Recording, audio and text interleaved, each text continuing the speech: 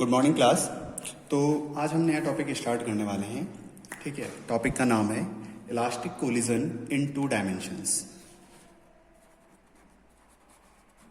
Elastic collisions in to dimensions. ठीक है, basically इसको ग्लांसिंग कोलिजन भी कहा जाता है। क्या कहा जाता है? Glancing collision. ध्यान से देखो इसमें होता क्या है। बेसिकली अब तक हमने जितनी भी कोलिजन पढ़े थे, जितने भी टाइप के कोलिजन पढ़े थे, उनमें क्या हो रहा था, आफ्टर कोलिजन दोनों बॉडीज या उनमें से कोई एक बॉडी उसी डायरेक्शन में मूवमेंट कर रही थी जिस डायरेक्शन में क्या हो रहा था, कोलिजन हो रहा था। ठीक है, उसी डायरेक्शन में मूवमेंट कर रही है। लेकिन अब हम ऐसा डायमेंशन, एक ऐसा कोलिजन पढ़ने वाले हैं जिसमें आफ्टर कोलिजन जो बॉडी हिट करने वाली है और जो बॉडी हिट, जिस पे बॉडी हिट होगी, वो दोनों क्या होते हैं, अलग अलग डायरेक्शन में मूवमेंट करते हैं। ठीक है, तो ऐसे कोलिजन को क्या कहा जाता है? Elastic collision in two dimension. तो मान लो हमारे पास कोई बॉडी है, ए बॉडी, और इसकी इनिशियल वेलोसिटी है u1। इसकी इनिशियल वेलोसिटी क्या है? u1 है। मान लो एक दूसरी बॉडी भी है b, और इसकी इनिशियल वेलोसिटी है u2। ये u2 वेलोसिटी से इस तरफ के लिए चल रही है। मान लो इसका मास है m1 और इसका मास है m2। ठीक है, अब क्या होता है आफ्टर कोलिजन? आफ्टर कोलिजन ये दोनों बॉडीज क्या करती हैं? अलग अलग डायरेक्शन में मूवमेंट करती हैं। ये दोनों बॉडीज क्या करती हैं आफ्टर कोलिजन? इस तरीके से एक बॉडी इस तरफ, ठीक है, मान लो ये m1 है, इस तरफ आगे, और इसकी फाइनल वेलोसिटी होगी v1। और उसी तरीके से मान लो हमारे पास ये बॉडी है m2 और इसकी फाइनल वेलोसिटी होगी है v2। ठीक है, तो इस टाइप का जो कोलिजन है ये क्या कहलाता है? Collision in two dimension, elastic collision in two dimension. अब ये इलास्टिक कोलिजन क्यों है? क्योंकि इसमें क्या नहीं होता है, एनर्जी का लॉस नहीं होता है। क्या नहीं होता है? एनर्जी का लॉस, काइनेटिक एनर्जी का लॉस नहीं होता है और मोमेंटम का लॉस नहीं होता है। ठीक है, तो मान लो यहाँ पर ये जो दोनों बॉडीज हैं, ये इनिशियल डायरेक्शन से θ1 और θ2 एंगल पे क्या होती हैं? डेविएट होती हैं। θ1 और θ2 एंगल पे क्या होती हैं? डेविएट होती हैं। तो उस केस में क्योंकि ये कोलिजन है इलास्टिक कोलिजन, ठीक है, तो हम यहाँ पे क्या लगा सकते हैं? कंजर्वेशन ऑफ मोमेंटम लगा सकते हैं और कंजर्वेशन ऑफ काइनेटिक एनर्जी, दोनों लगा सकते हैं। ठीक है, तो अब ध्यान से देखो, मोमेंटम कैसी क्वांटिटी है? वेक्टर क्वांटिटी है या स्केलर क्वांटिटी है? ऑब्वियस सी बात है, मोमेंटम वेक्टर क्वांटिटी है। तो अगर मोमेंटम वेक्टर क्वांटिटी है तो जो मोमेंटम का कंजर्वेशन होगा वो हर डायरेक्शन में होना चाहिए। आ रही बात समझ में? मोमेंटम का डायरेक्शन क्या होना चाहिए? हर डायरेक्शन में होना चाहिए। मतलब तो यहां पे हम क्या लिख सकते हैं? First, due to conservation of momentum, due to conservation of momentum. Momentum conservation से हम क्या लिख सकते हैं? एक्स डायरेक्शन में, मान लो ये वाले डायरेक्शन क्या है? इनिशियल डायरेक्शन एक्स है। तो इस डायरेक्शन में जो इनिशियल मोमेंटम था वो कितना था? m1 u1 plus m2 u2। m1 u1 plus m2 u2 is equal to final कितना होगा इस डायरेक्शन में मोमेंटम? अब यहां ध्यान से देखो, अगर मुझे एक्स डायरेक्शन में फाइनल मोमेंटम चाहिए तो मैं क्या करूंगा? यहां अगर मैं तुम्हें बोलूं कि इस के लिए मास m1 के लिए जो फाइनल मोमेंटम होगा वो उसकी डायरेक्शन क्या होगी? ऑब्वियस सी बात है, जो वेलोसिटी की डायरेक्शन होगी वो क्या होगी? मोमेंटम की डायरेक्शन होगी। उसी तरीके से मास m2 के लिए जो फाइनल मोमेंटम होगा उसकी डायरेक्शन क्या होगी? इस डायरेक्शन में आएगा।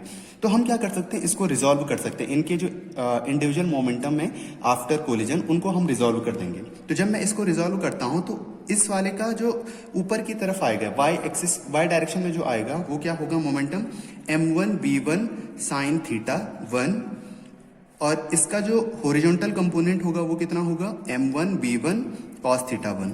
उसी तरीके से मास m2 का जो मास m2 के मोमेंटम का जो हॉरिजॉन्टल कंपोनेंट होगा वो क्या होगा? m2 v2 cos θ2, और वर्टिकल जो कंपोनेंट होगा वो कितना हो जाएगा? m1 v1 sign θ2, sorry m2 v2 sign θ2। ठीक है, तो x डायरेक्शन में जब मैं मोमेंटम कंजर्वेशन लगाऊंगा तो मेरे पास क्या आ जाएगा? m1 u1 plus m2 u2 is equal to m1 u1 cos θ1 plus m2 u2 cos θ2। First. दूसरा हम क्या लगा सकते हैं यहाँ पे? y डायरेक्शन में मोमेंटम कंजर्वेशन के लिए। अब इनिशियली देखो y डायरेक्शन में कोई मोमेंटम नहीं था, इनिशियली वाई डायरेक्शन में कोई भी मोमेंटम नहीं था, तो अगर वाई डायरेक्शन में कोई भी मोमेंटम नहीं था तो बिफोर कोलिजन टोटल मोमेंटम कितना वाई डायरेक्शन में 0, लेकिन आफ्टर कोलिजन तो है। आफ्टर कोलिजन देखो m1 v1 sin theta 1 positive Y axis के अलोंग और m2 v2 sin theta 2 negative Y axis के अलोंग। तो यहाँ पे क्या लिखा जा सकता है m1 v1 sin थीटा 1। मान लो जो ऊपर वाले डायरेक्शन वो पॉजिटिव है तो ऑब्वियस सी बात है नीचे वाले डायरेक्शन क्या हो जाएगी, नेगेटिव हो जाएगी। दोनों मोमेंटम अपोजिट डायरेक्शन में, तो इनका क्या हो जाएगा, डिफरेंस हो जाएगा, रिजल्टेंट जो भी होगा। ठीक है, तो ये हो जाएगा m1 v1 sin theta 1 minus m2 v2 sin theta 2। चलो हमारे पास एक इक्वेशन ये आई, एक इक्वेशन ये आई, दो इक्वेशंस होगी। ठीक है, अब हम क्या लगाएंगे, कंजर्वेशन ऑफ काइनेटिक एनर्जी लगाएंगे। Due to conservation of kinetic energy, conservation of kinetic energy, kinetic energy conservation लगाएंगे तो हमारे पास क्या होनी चाहिए, बिफोर कोलिजन जो टोटल काइनेटिक एनर्जी है वही क्या होनी चाहिए, आफ्टर कोलिजन भी होनी चाहिए। तो यहाँ पे क्या आ जाएगा हमारे पास 1/2। ठीक है, बिफोर कोलिजन कितनी है भाई काइनेटिक एनर्जी, m1 u1 का स्क्वायर प्लस 1/2 m2 u2 का square, m1 u1 square plus 1/2 m2 u2 square is equal to final kinetic energy कितनी होगी, फाइनल काइनेटिक एनर्जी कितनी हो जाएगी, इसकी हो जाएगी 1/2 m1 v1 स्क्वायर और इसकी हो जाएगी 1/2 m2 v2 square, 1/2 m2 v2 square plus 1/2 m1 v1 square, equation number 3। ठीक है, अब अगर सपोज करो हमको क्या करना है, आफ्टर कोलिजन क्या निकालना है, v1।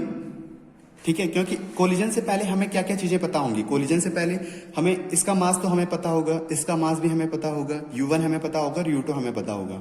हमसे क्या पूछा जाएगा, हमसे पूछा जाएगा कि आफ्टर कोलिजन ये दोनों बॉडीज अपनी जो इंडिविजुअल डायरेक्शन है इनकी, मतलब इस डायरेक्शन से कितने डिग्री पर डेविएट होंगी। यानी कि हमारे लिए अननोन क्या क्या चीजें हैं, थीटा 1 और थीटा 2 एक।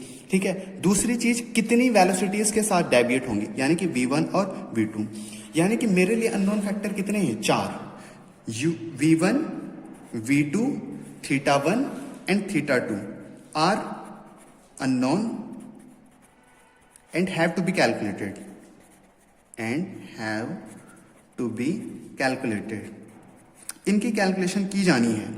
अगर ध्यान से देखो तुम, हमारे पास यहां पे कितनी इक्वेशंस हैं, फर्स्ट इक्वेशन, सेकंड इक्वेशन और थर्ड इक्वेशन। अब मेरे पास यहाँ पे वेरिएबल है 4 और इक्वेशन है 3। तो जब भी मुझे चार वेरिएबल्स को फाइंड आउट करना है तो मुझे मिनिमम नंबर ऑफ इक्वेशंस कितनी पता होनी चाहिए, 4 इक्वेशंस पता होनी चाहिए। और तभी जाके क्या किया जा सकता है, कैलकुलेट किया जा सकता है किसको, इन चारों वेरिएबल्स को। तो यहां पर हमारे पास 4 वेरिएबल्स हैं और 3 इक्वेशन है, इसका मतलब इन चारों को इन 3 इक्वेशन की मदद से सॉल्व नहीं किया जा सकता है। तो ऐसे क्वेश्चन में क्या होगा, हमारे पास जो ये 4 वेरिएबल्स हैं यहाँ पे v1 v2 थीटा 1 थीटा 2, इनमें से कोई ना कोई एटलीस्ट एक तो गिवन होगा, एटलीस्ट क्या होगा, एक गिवन होगा। और उसकी मदद से हम क्या करेंगे, ये तीनों इक्वेशंस को सॉल्व करेंगे। ठीक है, और फाइनली हम क्या निकाल लेंगे, इनमें से एक जो गिवन होगा उसको छोड़ के बाकी जो 3 वेरिएबल्स बचे उनको कैलकुलेट कर सकते हैं, उनको क्या कर सकते हैं, कैलकुलेट कर सकते हैं। अब यहाँ पे एक चीज और ध्यान रखना, ज्यादातर केसेस में क्या होता है, जैसे तुमने पहले भी देखा था परफेक्ट इलास्टिक कोलिजन या इनइलास्टिक कोलिजन जब हम कर रहे थे, उस टाइम पर ये जो सेकंड वाली बॉडी थी ये हमेशा क्या रहती थी, रेस्ट में रहती थी। हमारे पास केसेस ही ऐसे हैं। ठीक है, हमारे लेवल पे केसेस ही ऐसे आएंगे जहां पर हमारे पास या तो सेकंड बॉडी रेस्ट में होगी या इसके साथ कुछ वैल्यूज, अदर वैल्यूज भी क्या होंगी, नॉन होंगी। तो कैलकुलेशन को सॉर्ट करने के लिए ज्यादातर यहाँ पे क्या रखी जाती है, ये बॉडी रेस्ट में रखी जाती है। ठीक है, तो u2 क्या होगा, 0 होगा। ठीक है, तो अगर मैं u2 को इन इक्वेशंस में जहां जहां u2 लिखा हुआ वहां 0 कर दूं तो मेरी काफी हद तक क्या हो जाएंगी, इक्वेशंस रिड्यूस हो जाएंगी। ठीक है, तो ये क्या था आपका इलास्टिक कोलिजन इन 2 डायमेंशन। अब यहाँ पे इलास्टिक कोलिजन इन 2 डायमेंशन से रिलेटेड एक क्वेश्चन आता है। ठीक है, क्वेश्चन क्या पूछा जाता है, क्वेश्चन पूछा जाता है so that when 2 equal masses undergo, so that when 2 equal masses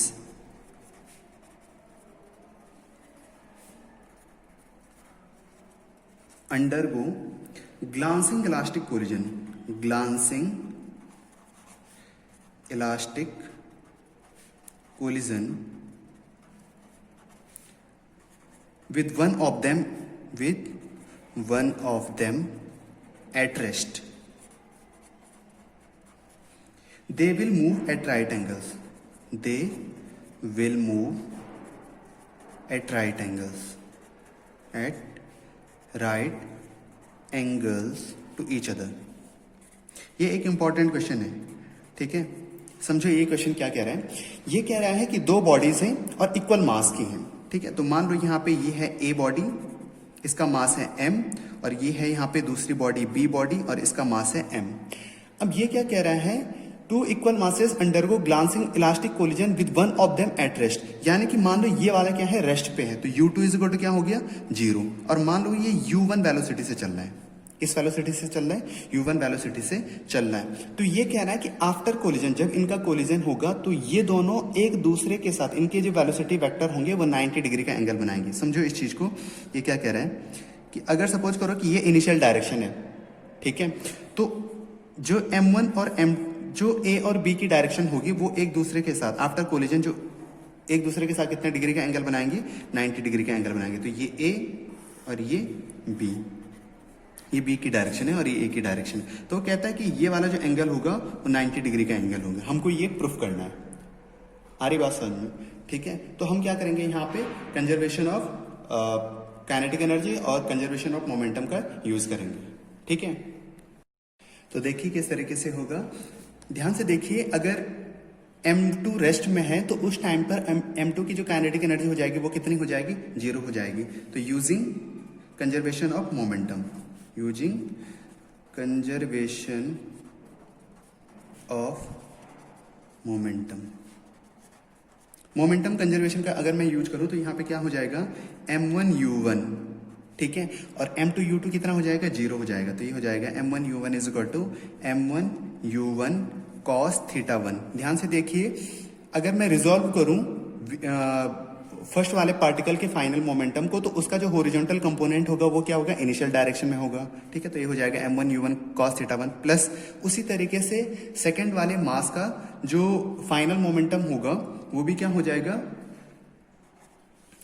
उसका जो हॉरिजॉन्टल कंपोनेंट होगा वो भी क्या हो जाएगा, इसमें ऐड हो जाएगा। तो m1v1, यहाँ पे v1 है, ठीक है, ये v1 cos theta 1 plus m2v2 cos theta 2, ठीक है। एक इक्वेशन तो हमारे पास ये आ गई। अब थोड़ा ध्यान रखो यहाँ पे, क्योंकि ये क्या है हमारा m1 और m2 ये तीनों बराबर हैं, ये तीनों क्या है, बराबर है। उसने बोला कि इक्वल मासेस हैं, तो अगर इक्वल मासेस हैं तो क्या हो जाएगा, mu1 mv1 cos theta 1 mv2 cos theta 2। तो m दोनों तरफ से कट जाएगा, तो ये हो जाएगा u1 is equal to v1 cos theta 1 plus v2 cos theta 2 हो जाएगा, ठीक है।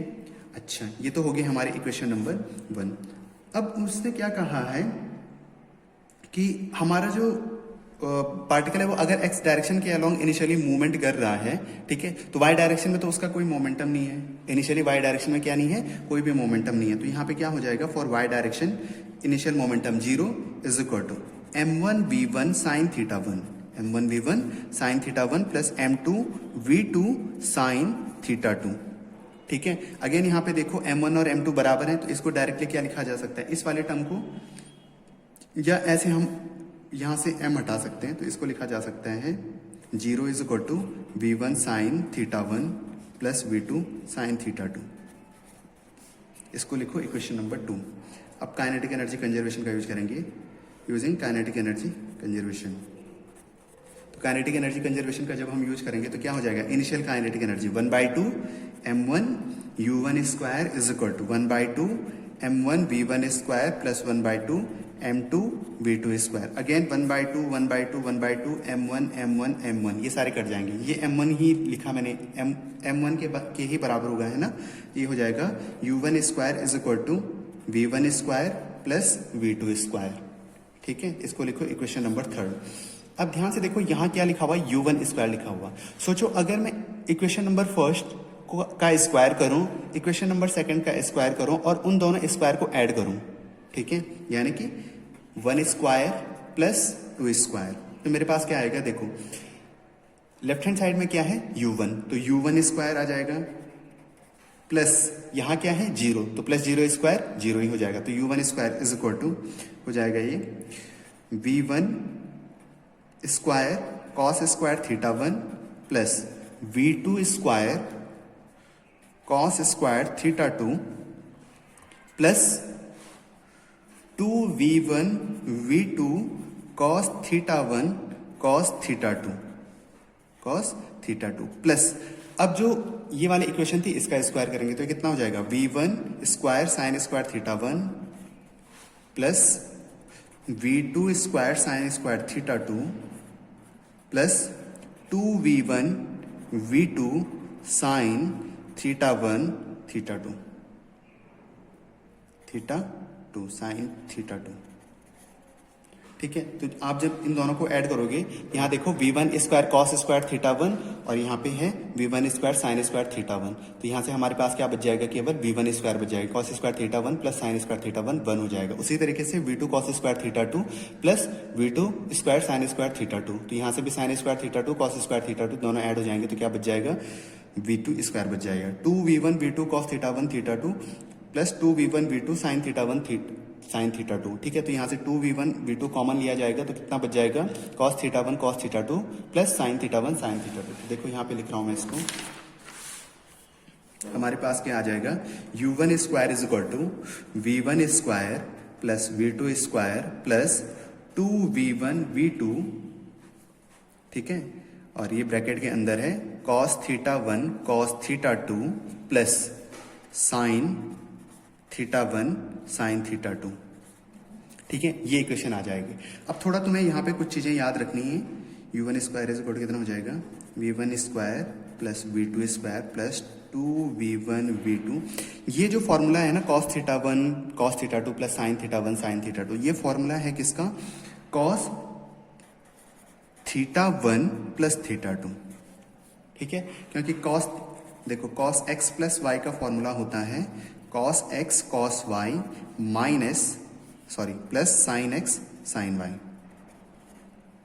ठीक है, ये फॉर्मूला होता है किसका, cos x प्लस y का। तो यहाँ पे हम क्या करेंगे, जब वैल्यू रखेंगे इसमें तो ये हो जाएगा u1 square is equal to, ये आ जाएगा cos theta 1 plus cos theta 2। अब थोड़ा ध्यान से देखो, इससे पहले हमने एक इक्वेशन लिखी थी, इक्वेशन नंबर 3, कहाँ पे u1 square is equal to v1 square plus v2 square, v1 square plus v2 square, ये इक्वेशन नंबर 3 है। मान लो ये वाली जो इक्वेशन है इक्वेशन नंबर 4।